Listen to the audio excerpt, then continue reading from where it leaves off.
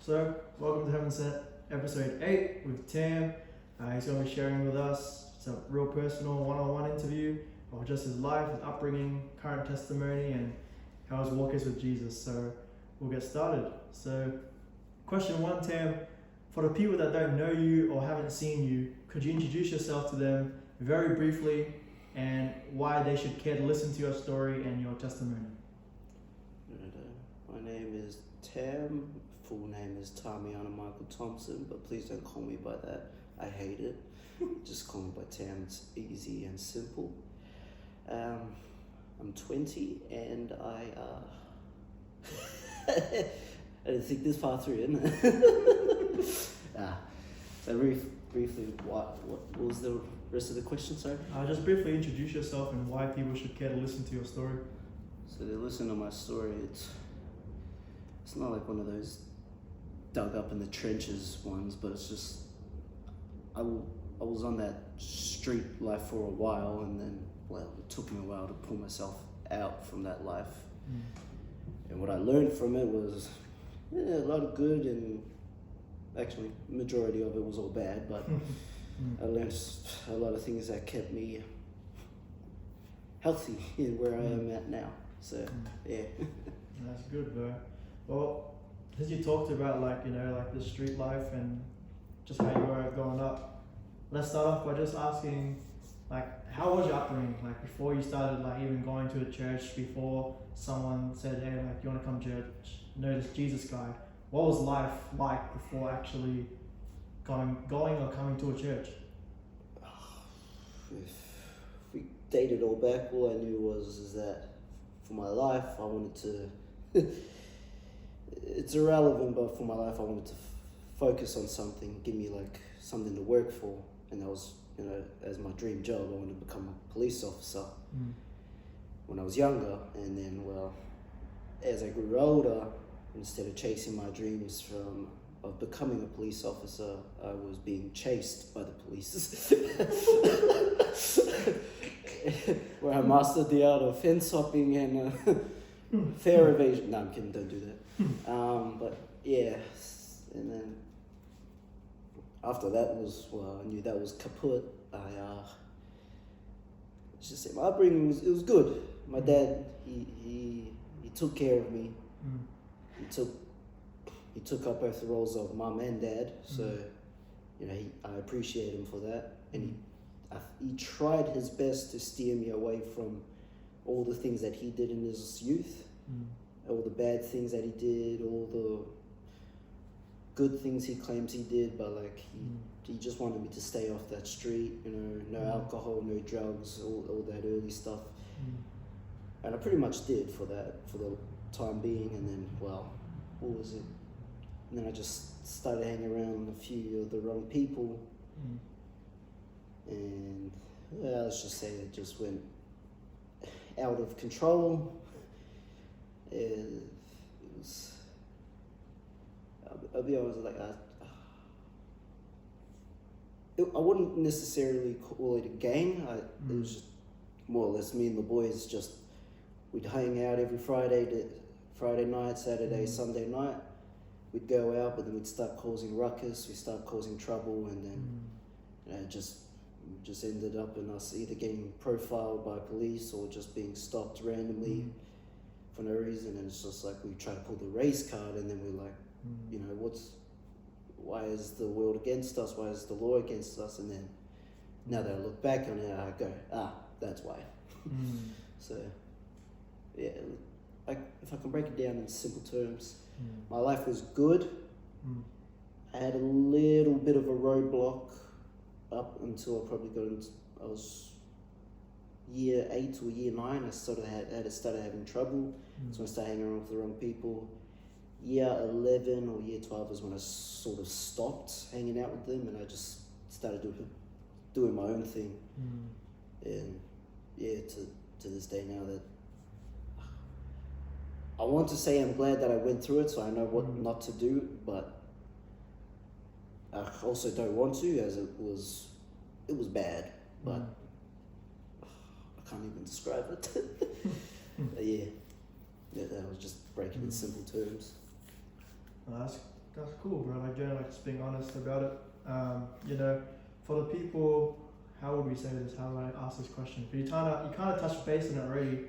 But for the people that are Christian, that have actually, you know, never grown up in that lifestyle, you know what I mean? Like, you know, you could have a lot of people saying, "Oh, Tam, like, it's alright." You know, the cliche people that say Jesus loves you, just go read your Bible. You know, all those practical things. But, you know, the advice sometimes comes from people that have never actually lived that lifestyle. So you can't really touch base on it, but could you paint a picture for those who've actually never been in that lifestyle? Or even been, how do I say, even been exposed to that life? I can't put it into terms. It's either because those, I don't want to try and be mean or anything, but those people that haven't experienced it are probably for the best, but when they get exposed to it, you know, it's like a reality shock. It's like oh, so that's what happens, you know. It's like those type of people, they try to see the good out of the bad things, but I also think that's those type of people are sheltered, or they're just sort of blinded from the fact that the world's not a very amazing place. It's cruel and it's mean, and although we've got glorious people, we've got our glorious Heavenly Father, but underneath all of that is just a lot of bad things that go on, and it's hard to determine, you know, whether what people can know what that's all about or not. I don't know. No, you good? No, that's good, bro.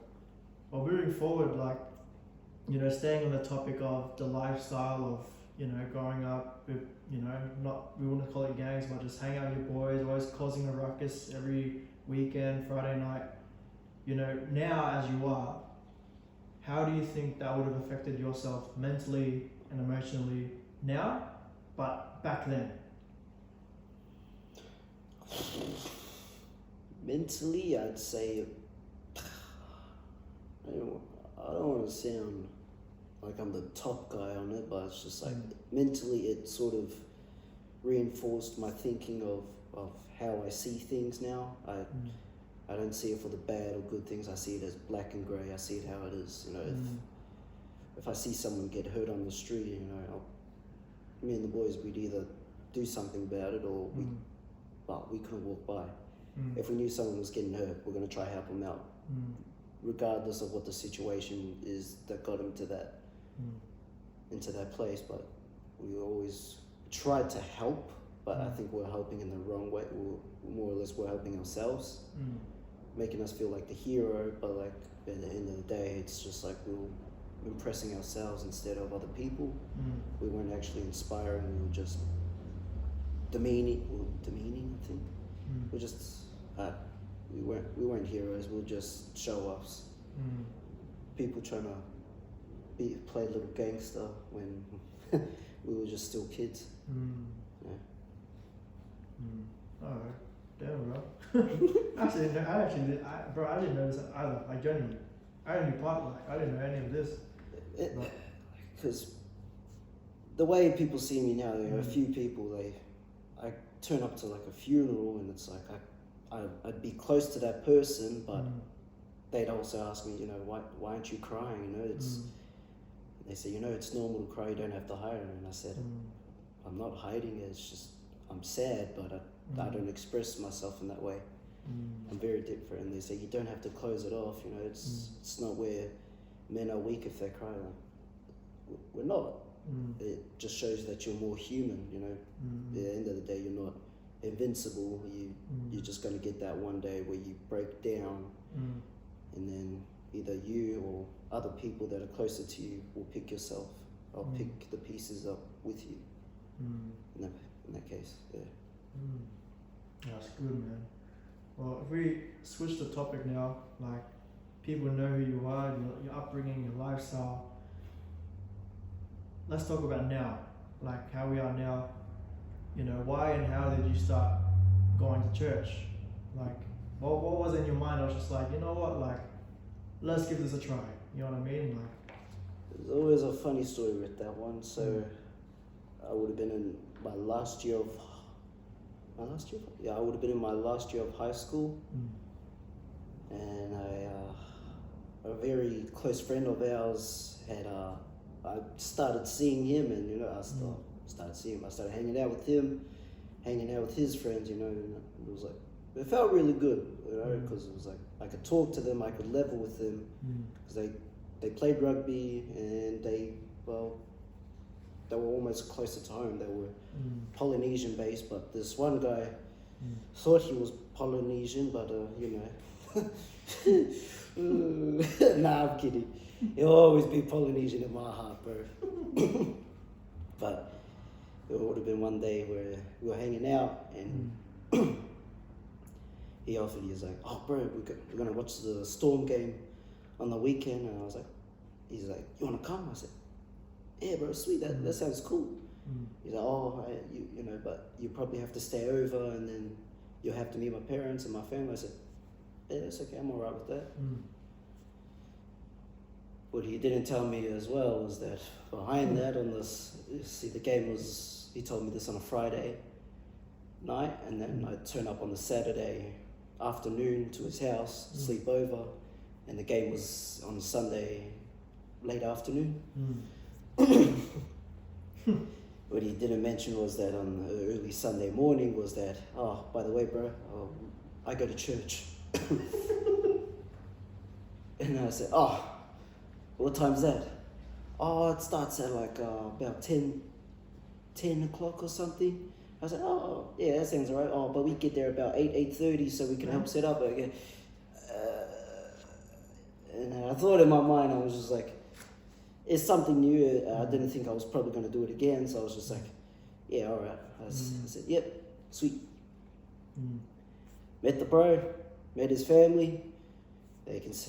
Now they consider me their family, you know, the lovely petted family. They treat you as their own. They look after you, they care for you, they feed for you, and they provide for you. And I'll always be thankful for that. It's like they became my second family. That looked after me. And on the Sunday morning, we wake up. This guy Jackson Pettit, he wakes me up 6 a.m. in the morning, in his towel, butt naked. Huh? Don't worry, he was in his towel, and he's just sitting there in his chair, legs crossed, on his phone, charger and all, and I'm sitting there on the floor on the mattress, staring at him, and I'm going, yeah, okay, I didn't need to see that, but... He's like, oh, it's time to get up, G. Brother, it's 6 a.m. Yeah, I know, it's time to get up and get ready. Yeah, right? Hour passes, hour or two passes, we get there early, help set up. He introduces me to the in-church family. You know, I meet the Ma family, I meet everyone there, and they were very welcoming. You know? They didn't see me as just a stranger. You know, they greeted me, they shook my hand, they introduced themselves, and I introduced myself back to them, and it was like a very caring environment, like a very family friendly environment. And service starts, and everyone, you know, is getting up for praise and worship, and I'm looking at everyone and I'm going, okay. And they're saying words are on the screen. If you would like, you can shout out the lyrics, or you can whisper to them to yourselves. And I'll be honest, I didn't whisper or utter a single word. Other than before then, I said, "Hi, my name is Tam," and that is it. And yeah, that's pretty much how I got introduced to church. And do you want me to keep going? Up to you, keep going. It would have been like, I didn't go the week after, but the very next week it would have been falling around Moomba, the Moomba festival, and Well, I don't got a good history with that place. Learned a lot of valuable lessons. Well, number one, a box cutter can cut through skin, so that was a reminder. And another thing is make sure you don't go alone at the heat of gang violence and all that. But I was thinking about it, and me and my friends, we thought about it. We're like, oh, bro, Moomba's on. Is that us? And I was like, I was very hesitant, and I thought about it. I looked at them, and I was at Water Garden Station. We're at the steps. They're getting ready to leave, and I was thinking, nah. For some reason, I don't know why, but I just thought, nah, I'm sick of it. And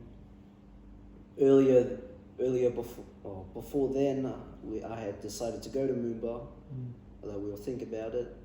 Jackson had texted me, and he was just like, I'd asked him what he was doing, and he was just like, oh, bro, we've got the Friday church, but that was just with the kids. That's youth, Iron Way youth, and he's just like, look, he offered if I wanted to come, and then I said, nah, bro, I think I've got something on. And then when I texted him, when I said I'm not going to Moomba, a couple hours later, he's just like, oh, did you still want to come? And I'm like, yeah, why not? So, he asked his mum, she gave the thumbs up, and they picked me up from the station, and then they took me to the church again. Then I met a few more new faces, people that I hadn't met before. And they introduced me very well. I met a very loud individual named Duke Xavier, who says, hi, my name is Duke, and he's probably the only first person to shake my hand and sack tap me within a greeting. So that was a new thing for me. Then I met his brother, and I met the extended family of everyone. I met all these new people, and they were welcoming as well. Yeah, bro, that's lovely. It's cute. That's good, man. It's good. As you were saying before, growing up and being a part of that lifestyle, and now not being a part of it. Being with a good group of people, Pettit family, and all those. Loving people. That's good, bro. I think the last thing I'd say is, we've answered how you were growing up, we've answered how you met the church and how you are with the church, but, I think the most important question is how are you with Jesus? How's your relationship with him? How's your walk with him? Where do you stand with him? See, this is where it was confusing for me. See, as much as I really and desperately wanted to get closer and embark on the journey of a Christian and not walk the steps of myself, but walk in the steps of God himself. I wanted to better myself, but I can't say I was finding reasons, but I was finding little roadblocks in my way that was preventing me from that. See, I'd lost a lot of people within that time period, so I would have been with the church for close to 2 years now, 2.5 years. And I had experienced the death last year, and it hurt a lot, and it hurt my family. But with me, it was like, this death really impacted me a lot, because this is what made me take further steps back from establishing that connection and that relationship with God himself. But I don't know, it was just this death, it hit me hard, and the way I thought it was it's irrelevant to this topic, but it links, because this is how I saw it. Earlier, before our death in the family, I had an injury in my ankle, and it was, most people would know that I was limping around, and I was walking around in pain. I basically woke up with pain in my right ankle. I'd have to limp, and it was like a cold start to a car. It was like I had to walk for nearly 10-15 minutes before I could walk properly. And it caused me so much grief for a long time. But within that, it was like, you know, I thought it was God punishing me for all the bad things that I did, and so you know, I wore it. You know, I accepted it. Like, you know, if this is what I have to do, then I'm gonna tough it out. I'm gonna go through it. Then our death in the family happens, and this is where it changed for me, because you know, I was trying to build that relationship, but what I realized is, as the days were counting, and you know, we had sent off our family member, he gained his wings. I didn't realize that within those few days that my ankle had fully healed, and I could walk. It was weird, you know. I didn't realize it until like a week later, because I was walking, and then I started running, but I didn't have any pain. And that's when I was thinking, I was like, what the hell? Like, what's this from? And I asked someone close to me at work about it. He was like, bro, it's probably our Heavenly Father. He's just blessed you, and he's taken off that grief. And then I was grateful and all, but it was like, did he take that grief off because of the death in the family? Like, you know, as much as I thought he gave it to me, but then he took it away. But then with my, you know, with our death, I felt like he took that as well from me, and I don't know how to describe it. It was like, I take a life, but I give you back your ability to walk. And that's how I thought of it, you know. I thought I was being punished for that, you know. And as those days were counting, I had prayed, you know. I prayed for the first time. I got on my hands and knees, and I begged, and I said, save him. Like, it's not like the movies. I wanted to make a deal. I was ready to do anything. I would have walked the path of Christ. I would have given up my ability.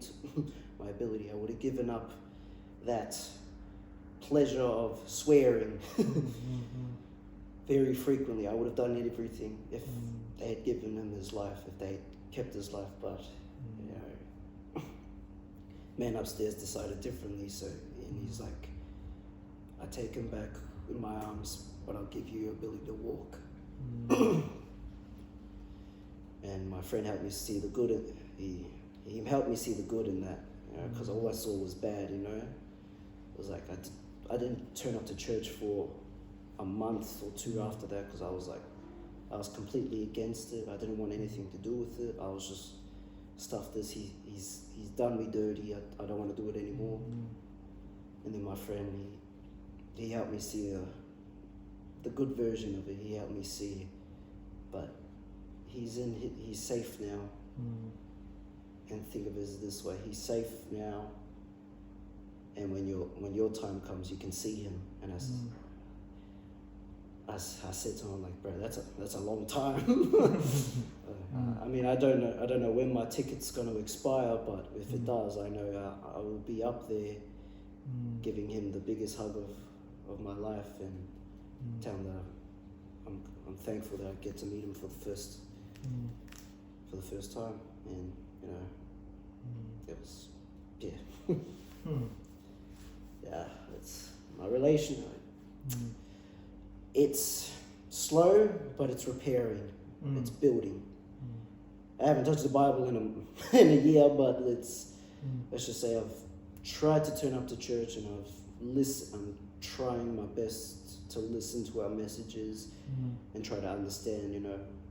And I'm seeking advice from our very, very spiritual people within the church that help me see, you know, the goodness in things, and the little things, you know. Appreciate what you have, appreciate what time you've got now, and you'll be thankful later. And as I've seen that, I've heard that, I'm very thankful for him. Tory Biddle, he's helped me see the lights in a lot of things, and I'm very thankful for him. He speaks true wisdom, and I give thanks to him. That's good, man. Like, bro, generally, like me, just brother to brother, like that was like, bro, that's amazing to hear. Like, just you being real. And I think the more important thing is that a lot of people are gonna watch this and be like, okay, you know, being a Christian isn't actually easy. being a Christian ain't all, fairy tales. It's a hard life. No matter how your upbringing is, no matter if your upbringing was amazing, or whether you were sheltered or not, or you just, like growing up in, bad like company and just doing ruckus things. But I know for sure, like, seeds will be planted after this episode, and just like Brother Ross wants to say thank you. Just thank you for being quite open to doing this episode and just speaking it from the heart and just you being real. I think that's something that Christians lack, is the real. Like, a lot of times they will shadow or hide things away, but you today, like, bro, just thank you, like, just for being real, just opening up. But yeah, that's a wrap. That's a wrap to our episode. If you want to add anything else? Yeah, it's like for our little followers that we have, I'd just say, don't take your life for granted, but don't also waste it at the same time. I don't want to say it as a mean thing, but there's more to life than the church. You're going to encounter a lot of things that you don't want to encounter. You're going to hear things that you don't want to hear, and you're going to get the answers to things that you don't want to accept. And I'll be real and honest with you. I can't describe it with you, but it's like, it's easy if you're used to that lifestyle. If you can just accept it for things as the way they are and not think, nah, I can't. I don't want to hear it. I'm gonna walk off and I'm gonna pretend I didn't hear anything. You're just gonna shelter yourself off from that. It's hard to digest those very hard answers, but when you listen, or when you're in your low, when you're in the lowest point of your life, and then you start to see through the cracks, that's when your eyes open. Like, my eyes opened when, I'll keep it short, but my eyes opened when I was 14 and I jumped off the bus and I got jumped. I thought I could just catch the bus like a normal kid, go to my friend's house, but obviously not. I thought wrong. And my thoughts in there was like, why is this happening to me? What did I do wrong? Why am I put in this position? And it really opened my eyes to see that, like, life wasn't as I thought it was. It's a dog eat dog world, basically. I don't want to try to sound negative, but that's how I saw it. It's just like, I thought everyone had it out for me, but it wasn't. I was just being very overprotective, and I was just paranoid. I thought it was just going to happen again, so I just shut myself off from, in a sense, feeling weak. I shut myself off from that, and I don't want to feel like that ever again. So I don't want to be tough on people, but I was straight up with everyone. I told them how I saw it. I didn't give them no black and no cupcakes and rainbows, bro. I told them straight up how I saw it, whether they liked it or not. And some people, they accepted it. They said, "Oh, crap, okay." And some of them was just like, "Oh, but really, like, there's a few things that you're missing. You could. How about you see it from this angle? It benefits you." No, bro. There's no benefits unless you want to view it as that, in that sense. But other than that, it's just, I can't say watch out for the world, but like, be aware, and be alert of your surroundings, who you hang out with. Because I'll say this as, when you're in school, you have all that big that friend base. You got that 20, 30 friends, and as you slowly start to advance in your senior years, those friend bases, they just start decreasing. You go from 30 friends to 20 to 15, and then by the end, when you finish, you've just got your trio, or you're down to 3 or 4 close friends. And you gotta know who you're hanging out with, because who you surround yourself with, bad things, well, whatever bad things they do, crap will follow on with it. You know, I don't want to cuss as much as I want, but as my father has stated, shit attracts shit. Yeah, I just say, know who your friends are. If that's what I can say. Know who you're around, and because you'll know who they are because they'll stick around with you no matter what. You go through your lows, they're there with you, and you know, when you want to advance and pursue something else, they don't shoot you down. They support you regardless, and yeah, that's it. That was good, bro. Alright, that's a wrap. Salud.